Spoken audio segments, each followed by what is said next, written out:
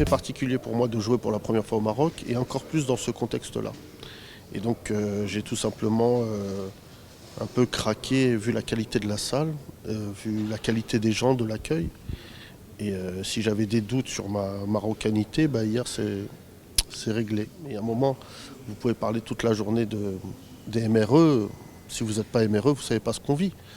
C'est le roi du Maroc qui nous a donné un statut récemment grâce au discours du 30 juillet où il a expliqué que clairement les MRE allaient avoir un rôle à jouer dans la société marocaine. Mais pendant très longtemps, on existait sans exister.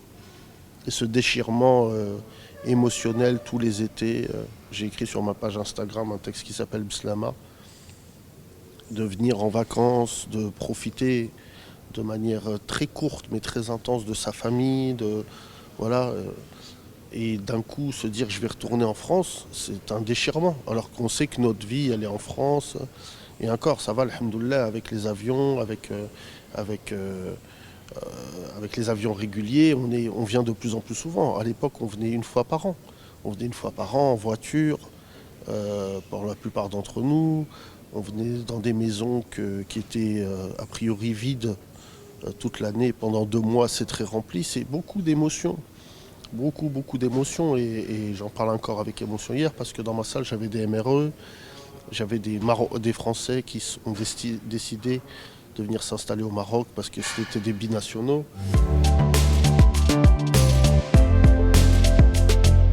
Moi, je suis père de famille et voilà, j'ai 3 enfants et mes enfants, ils sont en France et ils vivent avec moi.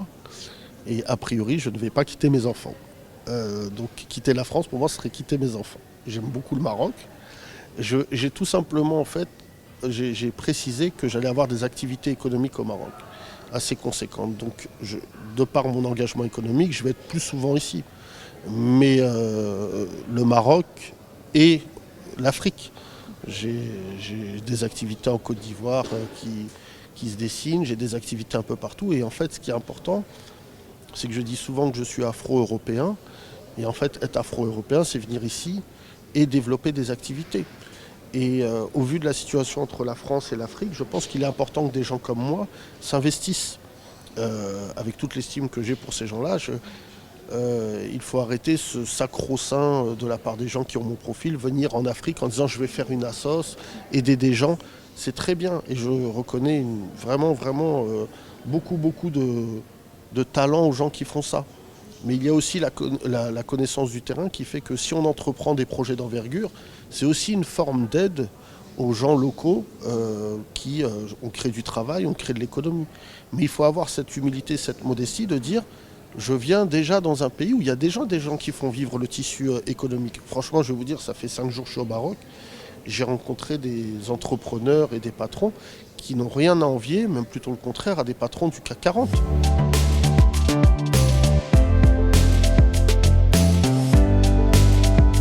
C'est pas la même chose. Moi, je suis pas dans le même secteur qu'eux. Gad Elmaleh, est quelqu'un que j'apprécie humainement, moralement, humoristiquement, et vraiment, ça fait partie des gens qui nous ont donné envie. Avec Jamel, on a des désaccords connus de tous. Je pense que voilà, il a fait quelque chose d'exceptionnel, voire d'iconique.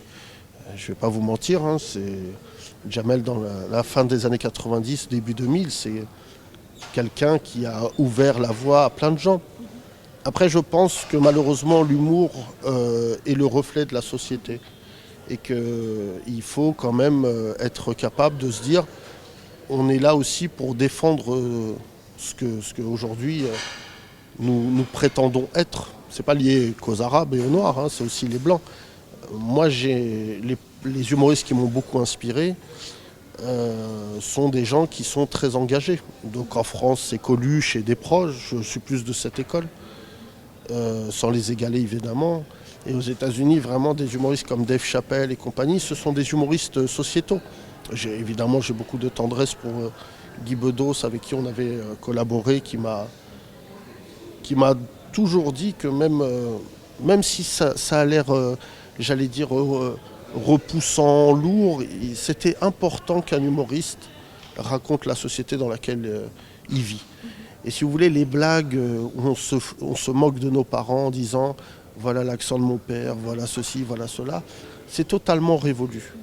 Mais j'ai pas l'ambition, moi, de faire les salles que font Gad et Jamel. Je préfère vraiment avoir une salle plus petite.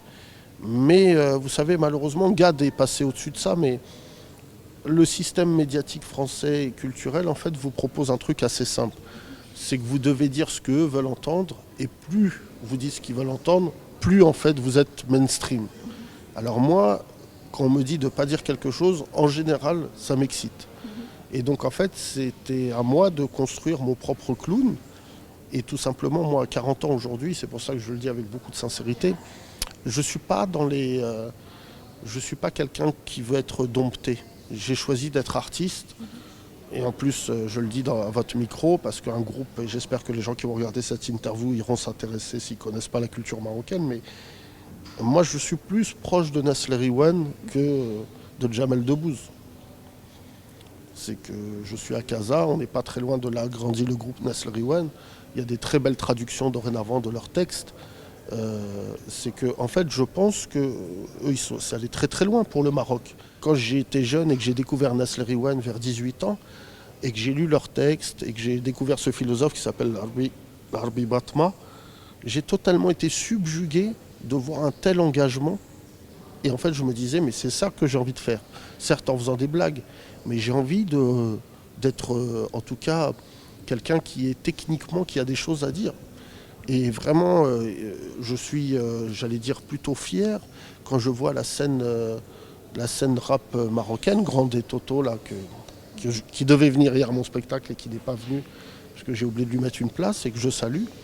Et d'ailleurs, je voulais lui dire, Grande et Toto, tu peux rentrer à mon spectacle sans visa. Très important. Mais quand je vois ce genre de rappeur aujourd'hui, quand je vois la scène artistique marocaine, je suis hyper fier. Et je la trouve d'ailleurs, je vais vous dire quelque chose, je le dis chez vous, plus libre que celle de France. J'aurais jamais cru dire ça de ma vie, mais il y a plus de liberté à être un artiste au Maroc que d'être un artiste en France. Et c'est une réalité. Il y a deux questions. La première, c'est qu'on ne va pas se fâcher pour des visas. Donc voilà, je pense que ça ne sert à rien d'épiloguer 1000 ans. Voilà, c'était pas un visa d'ailleurs qui était, j'allais dire, proposé aux Marocains lambda. C'est surtout parce que les élites marocaines ont besoin de ce visa. Et je ne parle pas des grands patrons. Voilà, j'en connais au Maroc beaucoup et je les trouve absolument brillants. Enfin, c'est des hommes d'affaires établis. C'est juste que c'est un visa qui est nécessaire parce qu'à l'époque, une statistique m'a été donnée, j'ai rencontré quelqu'un qui me disait quelque chose. À l'époque, 9 Marocains sur 10 voulaient s'installer en France. Dorénavant, c'est 4 sur 10.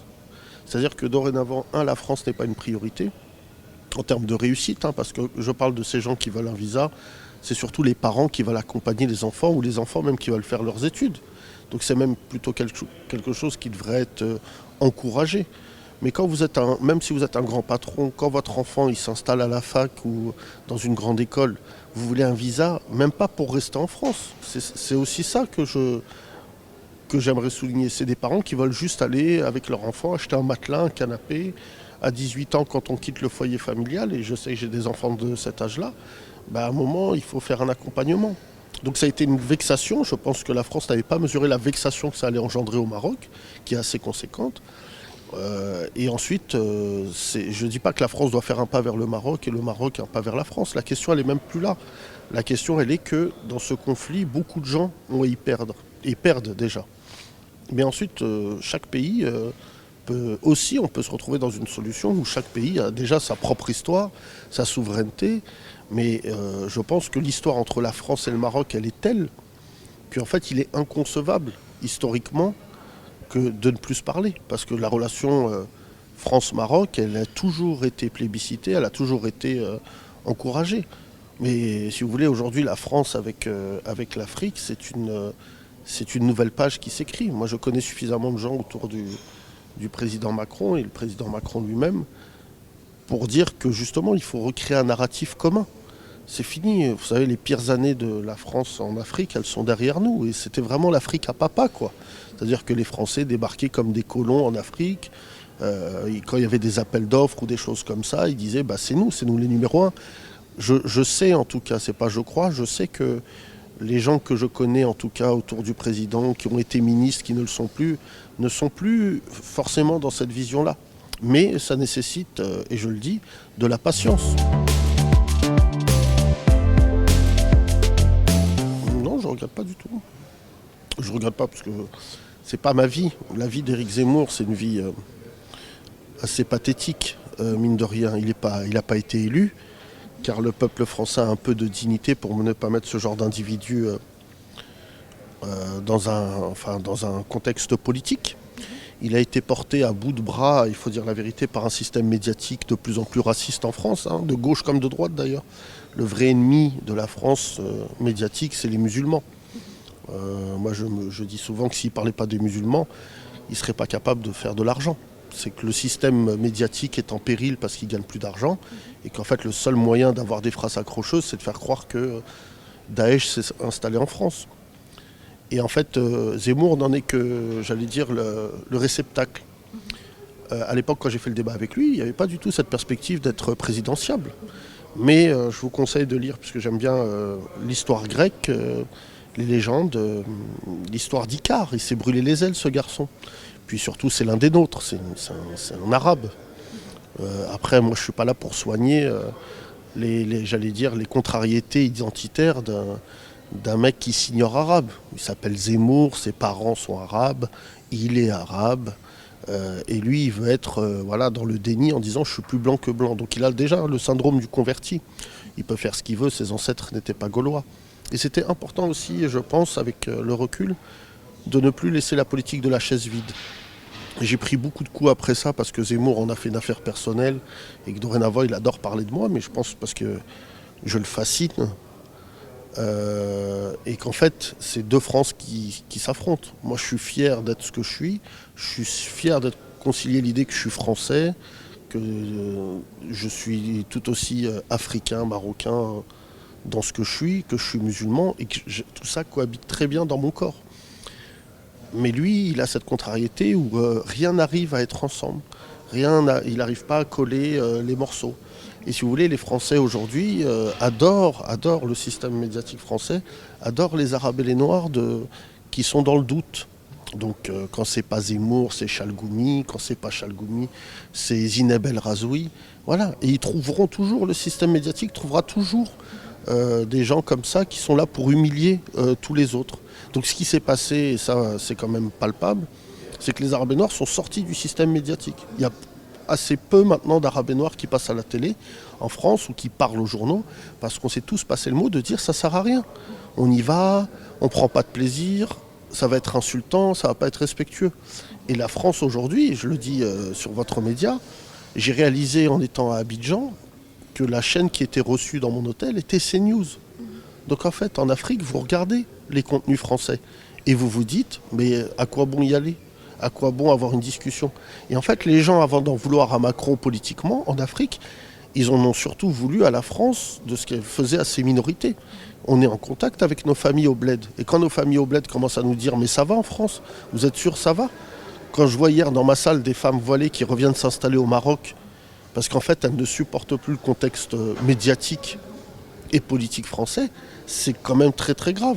Et c'est pour ça que j'incite le plus possible le président Macron à être le président de la réconciliation et non pas celui de la rupture.